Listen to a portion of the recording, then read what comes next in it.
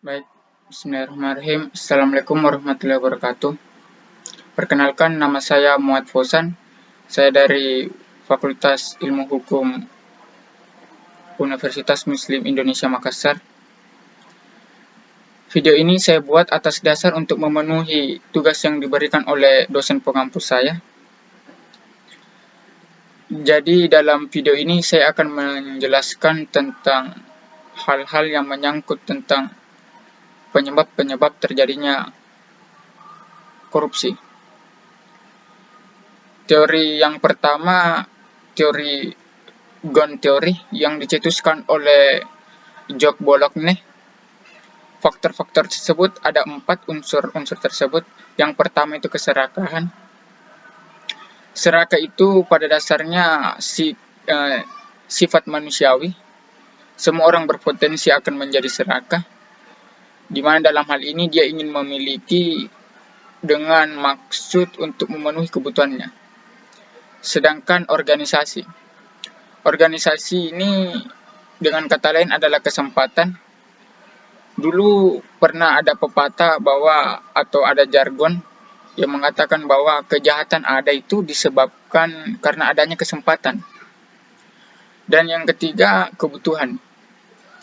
Contohnya ada seorang pejabat yang rumahnya biasa saja.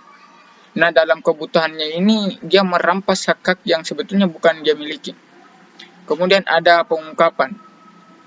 Korupsi ini dilakukan diam-diam, apabila ditemukan maka diungkapkan pelakunya.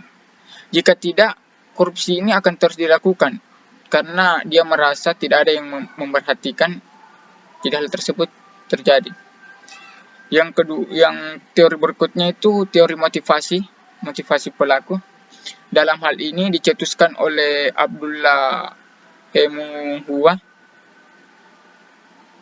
Terdapat 4 unsur-unsur. Yang pertama adalah korupsi karena kebutuhan. Yang kedua, korupsi karena peluang. Contohnya pada teori-teori yang saya sebutkan tadi hampir sama mirip. Misalnya proyek non-fisik. Misalnya kita kategorikan bahwa sebetulnya hak yang dimiliki masyarakat itu dikategorikan diberikan 300.000.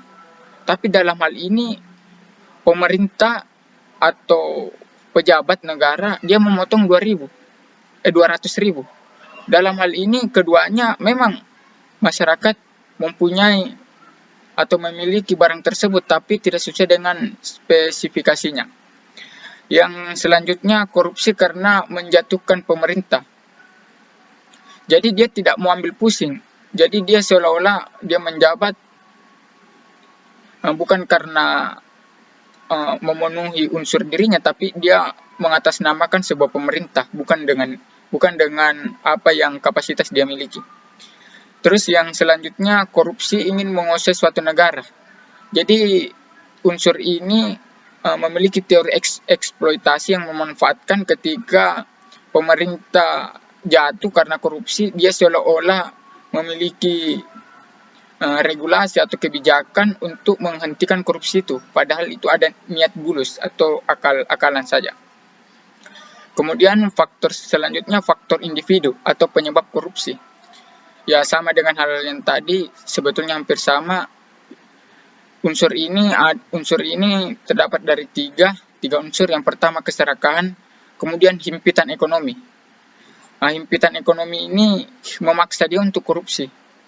Yang terakhir kebudayaan atau kultur budaya yang bukan kultur budaya atau kebudayaan. Budaya yang bukan miliknya, kalau bukan haknya, ya itu seharusnya ditanamkan oleh anak-anak sejak dini sebagai tugas orang tua. Kemudian faktor politik atau money politik. Nah, contohnya ada suatu daerah, ada laporan di Bawaslu menyogok pejabat itu menyogok orang untuk memilih dia kandidat, contohnya gubernur, untuk memilih dia.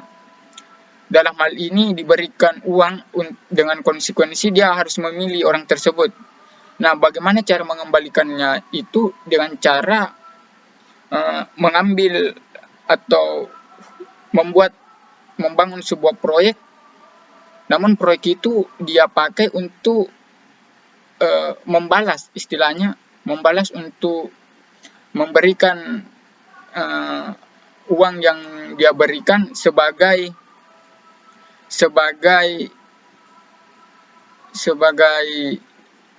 istilah, sebagai untuk mencukupi hal-hal tersebut.